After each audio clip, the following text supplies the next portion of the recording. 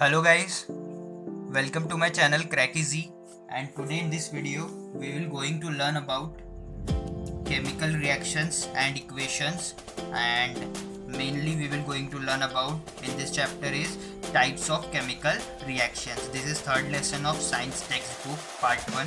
Okay, so first we will start with combination reaction. So there are four types of chemical reaction. First one is combination reaction. So what do you mean by combination reaction? तो हमें उसके नाम से जैसे पता चल रहा है कॉम्बिनेशन मीन्स कंबाइन करना, किसी दो चीज़ों को कंबाइन करके जो बनता है उसको कंबाइन करना, उसी को बोलते हैं ना। तो उसका जो प्रोडक्ट बनेगा है ना, तो इसमें भी सेम वैसे ही होता है। तो क्या होता है एक्चुअली, हम कोई भी दो जो कंपाउंड्स है उनको मिक्स करते हैं या रिएक्ट करवाते हैं ताकि हमें कुछ एक प्रोडक्ट मिले, ठीक है। तो उस रिएक्शन को हम बोलते हैं कॉम्बिनेशन रिएक्शन। तो इसमें हमें ऑलवेज याद रखना, कॉम्बिनेशन रिएक्शन में एक ही प्रोडक्ट मिलेगा।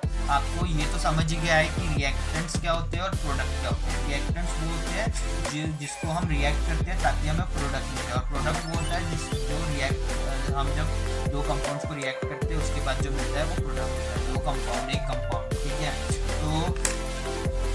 तो हम डेफिनेशन देखते हैं सबसे पहले। When two or more reactants combine in a reaction to form a single product is called a combination reaction. तो ये मेन पॉइंट है, single product, two or more reactants जब हम कंबाइन करेंगे एक रिएक्शन में, यानी उनको दोनों को रिएक्ट करवाएंगे तो हमें एक सिंगल प्रोडक्ट मिलेगा। तो ऐसी जो इक्वेशंस होती है जिसमें हमें दो और मोर कंपाउंड से एक कंपाउंड मिलता है एज अ प्रोडक्ट रिएक्ट करने के बाद, वैसी केमिकल इक्वेशंस को हम कॉम्बिनेशन रिएक्शन बोलेंगे, ठीक है। तो सबसे पहले हम एग्जांपल्स देखते हैं कुछ, ठीक है। तो फर्स्ट एग्जांपल में आपको एक इक्वेशन दिख रही होगी, तो उसके पहले मैं आपको समझाता हूँ कि एक्चुअल में होता क्या है।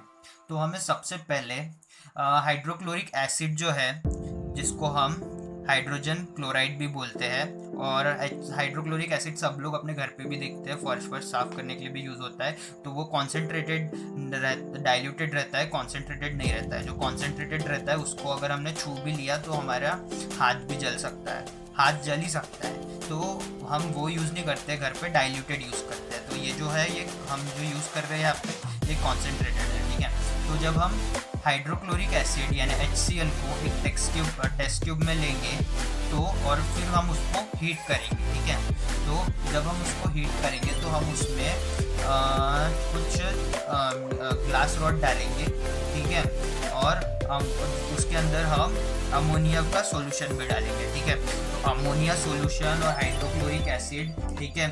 तो ये जब रिएक्ट करेंगे तो आपको एक वाइट स्मोक दिखेंगी, यानी धुआं दिखेगा थोड़ा। तो जो कि वो जो ग्लास रॉड हम डिप करेंगे उसके अंदर, वहाँ पे आपको धुआं दिखने लगेगा, ठीक है। ये ऐसा क्यों होता है ना? तो ये इस वजह से होता है क्योंकि जो HCl के वेपर्स जो है, जो कि टेस्ट ट्यूब से बाहर आते हैं, क्योंकि हम उसको हीट कर रहे हैं, और HCl जो है वो लिक्विड फॉर्म में रहता है। तो जब हम उसको हीट करेंगे तो लिक्विड इवेपोरेट होता है, तो HCl के जो वेपर्स है वो बाहर आने लगेंगे, ठीक है। और अमोनिया का जो सॉल्यूशन है उसको भी हीट करने पे वो भी थोड़ा बाहर आने लगेगा, NH3 गैस, ठीक है। तो जब हम NH3 गैस और HCl की गैस वहाँ से बाहर आने लगेगी तो वो एक मिक्सचर बनाएंगे। कब बनाएंगे? जब वो कंडेंस्ड हो जाएंगे, है ना।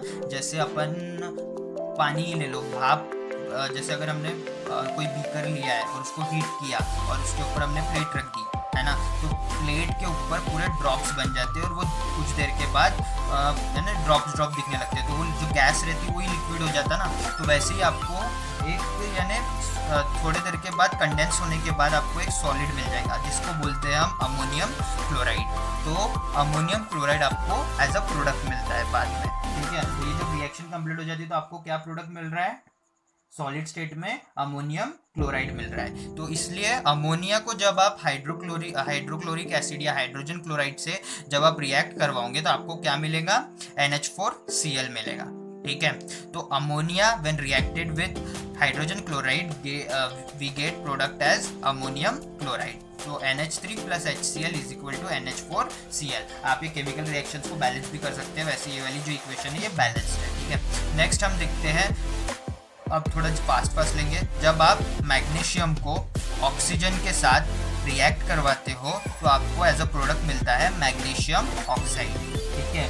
तो मैग्नीशियम की स्ट्रिप अगर आप एयर में रखोगे यानी ऑक्सीजन में रखोगे तो आपको क्या मिलेगा, मैग्नीशियम ऑक्साइड मिलेगा, ठीक है।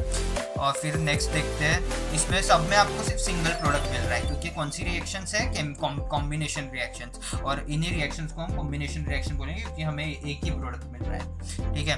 फिर कैल्शियम ऑक्साइड CaO यानी कैल्शियम ऑक्साइड को जब हम वाटर के साथ रिएक्ट करेंगे तो हमें मिलेगा calcium hydroxide CaOH whole twice, ठीक है, प्लस कुछ हीट भी बाहर निकलेंगी, ठीक है। तो इसलिए यहाँ पे हीट लिखा है, और हीट कोई ऐसा एज अ प्रोडक्ट नहीं होता है, बट हमें कोई जैसे मोस्टली जो हम केमिकल रिएक्शंस देखते हैं उसमें हीट निकलती है, तो यहाँ पे भी एक प्रोडक्ट हमें जो है वो कैल्शियम हाइड्रोक्साइड मिला प्लस उसके साथ हीट भी बाहर, पर प्रोडक्ट हमें एक ही मिला, इसलिए ये सब कौन सी रिएक्शन होगी है, कॉम्बिनेशन रिएक्शन। अब हम देखते हैं दूसरे टाइप्स की रिएक्शन जो है डिकम्पोजिशन रिएक्शन, ठीक है। ये वीडियो हम ज़्यादा बड़ा नहीं बनाने वाले, इसलिए मैं थोड़ा फास्ट ले रहा हूँ क्योंकि ये ईजी है समझने के लिए।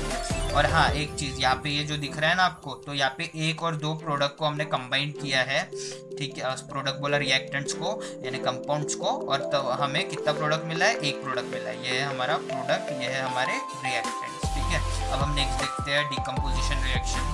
तो डिकम्पोजिशन रिएक्शन क्या बोलता है, जब chemical reaction in which 2 or more products are formed from a single reactant is called a decomposition reaction।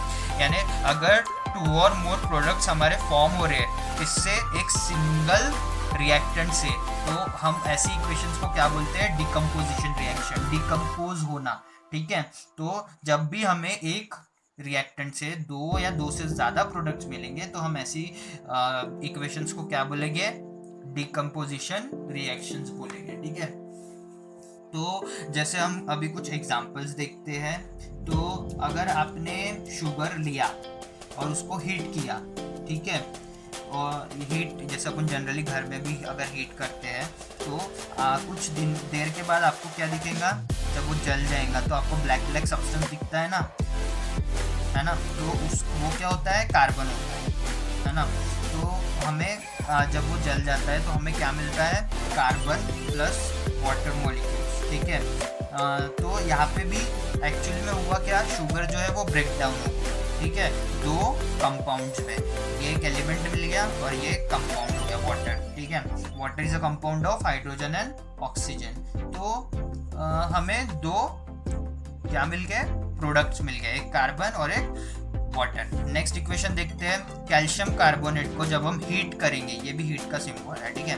तो ये सॉलिड होता है कैल्शियम कार्बोनेट, तो जब हम उसको, ये S जो है ये सॉलिड के लिए होता है, ठीक है, और G अगर लिखा है तो गैशियस और L लिखा है तो लिक्विड, ठीक है। तो सॉलिड स्टेट में है और उसको हमने बर्न किया कैल्शियम कार्बोनेट को, तो हमें एज अ प्रोडक्ट क्या मिलेगा, calcium oxide plus carbon dioxide, ठीक है। ये सब रिएक्शंस आप घर पे करके देख सकते हो, बट हाइड्रोक्लोरिक एसिड वगैरह वाली रिएक्शंस नहीं करना, और ये भी रिएक्शंस किसी के गाइडेंस में ही करना, ठीक है, क्योंकि ये केमिकल्स है, इट कैन हार्म यू, ठीक है। तो कैल्शियम कार्बोनेट को जब हम हीट करेंगे, कुछ रिएक्शन जैसे ये शुगर वाली कर सकते हैं, है ना, तो ये किसी के गाइडेंस से ही आप कर सकते हो।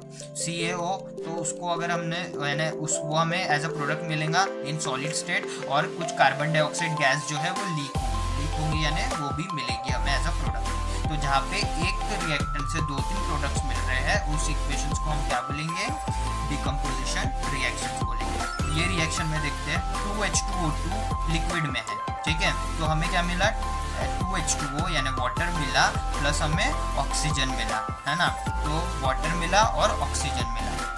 तो हाइड्रोजन परऑक्साइड जो कि लिक्विड में होता है, तो वो हमारा रिएक्टेंट है, तो हमें उससे क्या प्रोडक्ट मिलते हैं, वाटर और ऑक्सीजन, ठीक है। जब वो डिकम्पोज होता है तो हमें वाटर और ऑक्सीजन मिलता है, ठीक है।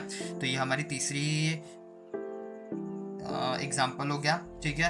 तो ये जो एरो दिख रहा है इसका मतलब है कोई गैस है जो कि उड़ गई, गैस थोड़ी ना रहने वाली भाई के भाई, तो ये जो गैसेज है ये उड़ जाती है, ऑक्सीजन, कार्बन डाइऑक्साइड, ठीक है।